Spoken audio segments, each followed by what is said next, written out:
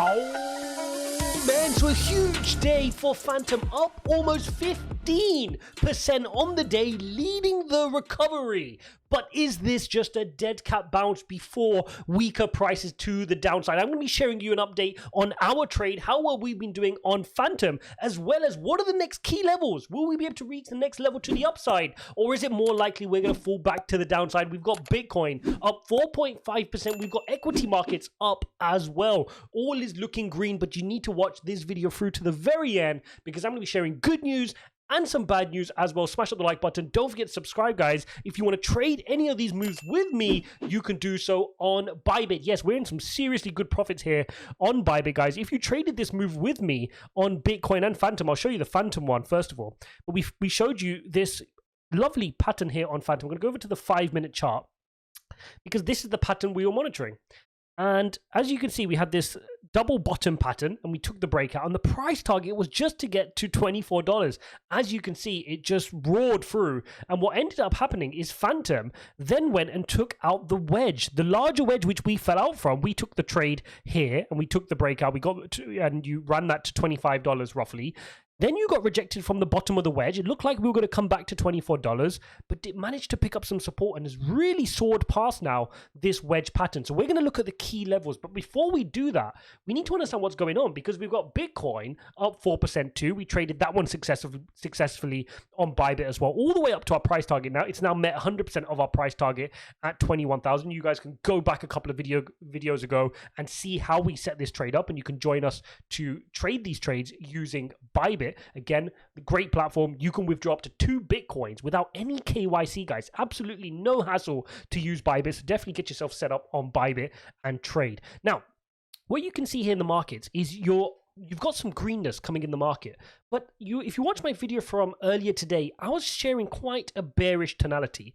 And there's a reason for that, okay? You've currently got, it's a Tuesday today, we had an extended weekend, Monday was closed, and you've got a whole bunch of traders getting back to their desk today in institutions, and they've put the Dow Jones up 1.8%, they've thrown the S&P up 2.4%, and the NASDAQ up 2.8%, almost 3% up here on the NASDAQ. And it's got a lot of people thinking, is this the recovery? Are we now going to see Bitcoin create this V-shape? And if I if I zoom out to the daily chart now, this is the little bounce we've been seeing, and people are now wondering if the next move is just going to be this, right? So what I want to do is I want to put this into a little bit of perspective because yes, we may get some upside. Yes, we may well, even if you look at the daily chart and bring out the EMA ribbon, I shared this morning, we may and it'll be perfectly normal if we run up to 30,000. That's okay.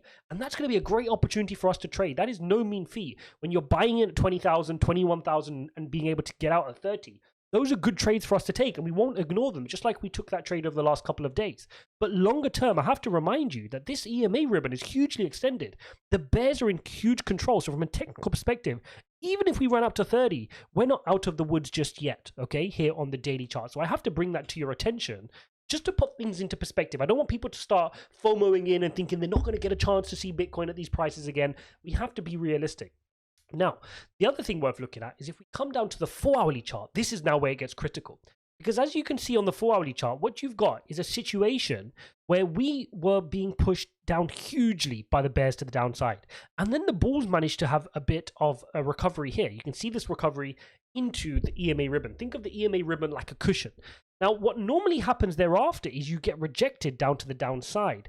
So what I'm looking at here is if we can get a close above this 4-hourly, above 22,000 on the candle, that could suggest a nice big move to the upside. And guess who's managed to do that already? Fantom. Fantom is leading the pack and has done that today with a huge 14%, almost 15% move today. You can see Fantom is well above its EMA ribbon. It's made a really nice move here. And the next level for Fantom now is to try and work its way to the important support level at 30. Will it get rejected? If it can hold 30 and start mounting attack on 38, that would be great. But it's going to be very difficult for that to do so if the wider economy is not in sync. So the next levels for Fantom are to get to 30 and then try to work its way up to 38 cents, which was an important level within this wedge which we broke down from. So those are the next key levels. But we're going to need the markets to move with us. Now, why are the markets moving up today? Well, the first reason I want to share with you is this. Bullard, who's the hawkest of them all, right, who's really pro increases in interest rates and bringing inflation down, he came out and said maybe the economy is still quite strong, right? The economy should continue to grow in the coming quarters in 2022, and maybe we're seeing that inflation is going to start coming under control now, which is very, very interesting. Maybe we're now seeing a tightening of financial conditions. So the fact that he's coming out like that, when normally he's like, we need to do more, we need to do more, we need to do more, is one of the reasons we're seeing the market a little bit buoyant today. But here comes the warning. And the warning is this. The S&P during this bear market, which is the decline by 20% or more, creates an official bear market on the S&P. It's had a number of 2% days just like today. Okay, 4th of May, 9th of March, 28th of April, 27th of May, 28th of June, 13th of May, 16th of March, 25th of February, 15th March. All of these days were 2% plus days, some of them really close to 3%, like of the 4th of May. So we can't take one day like this in isolation and say this is now the recovery, okay? We need to see what is going to happen. I'm in this for the long run, right? And long run, you need to understand that inflation is not going to come down anytime soon. Jerome Powell's not going to let his foot off the gas or talk about pausing interest rate hikes until he sees inflation meaningfully come down. We're at 8.6% inflation. We need to get to 2%, guys. That's a long way. And so far, we had the first 0.25 interest rate hike, then we had a 0.5, and inflation went up.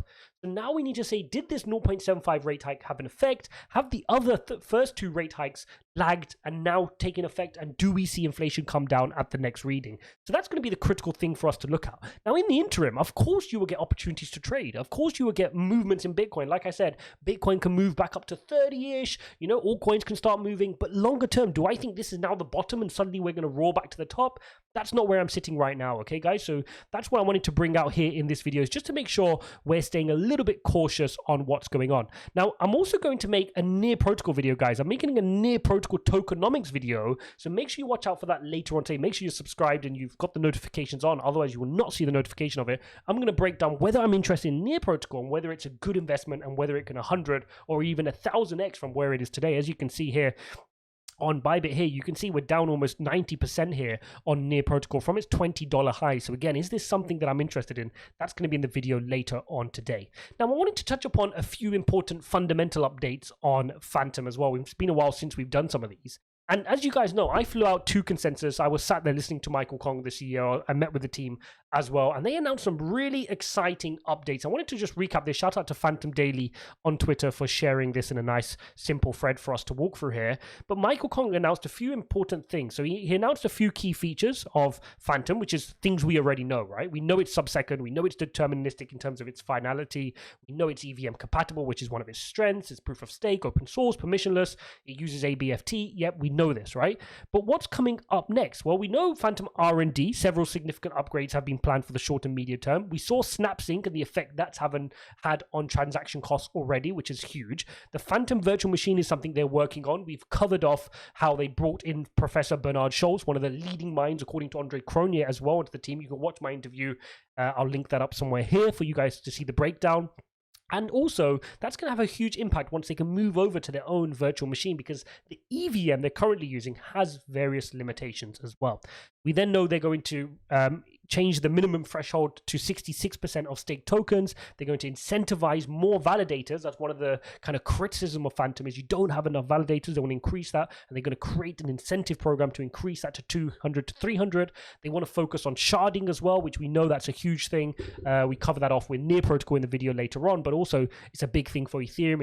It's something which is looked up upon quite a lot here in terms of helping scalability, and recently optimized the gas fees. We know that with SnapSync as well. So from a fundamental perspective, this is what sometimes we have to remind ourselves when investing in tokens. When you're going through this down period where prices tend to be down for quite a while, just remind yourself, are your projects solid and are they moving in the right direction? And that is why today is good news. It's not good news in the sense that I'm not sure, I'm not convinced these rallies are going to continue, and I will prepare for lower prices to the downside to see if I can nibble and have some cash ready.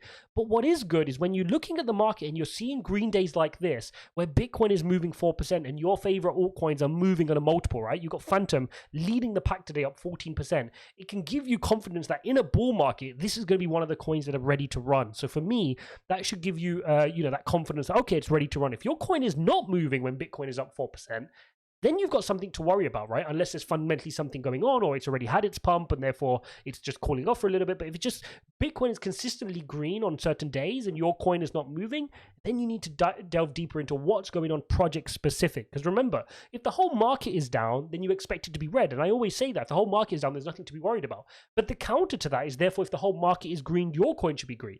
And the more green it is relative to Bitcoin gives you a clue of how well the market is feeling about it and what the attention around that project is. Because remember, when risk is off for everything. But when risk comes back on, where are people putting their risk? Wherever they put in their capital, those are the coins which need to move, which will move, and we need to be well aligned into those coins. There you have it, guys. There is an update on a big green day for Fantom and Bitcoin. Don't forget to smash up the like button and subscribe if you enjoyed this video. I'm going to link up another interesting video for you to watch right here. Don't forget to smash up the like button. Make sure you support the channel with comments below. Do sign up to BYBIT, as it does help the channel as well. If you want to trade Fantom, Near Protocol, or any other awesome coins, do so over there. And I'll see you in the next one.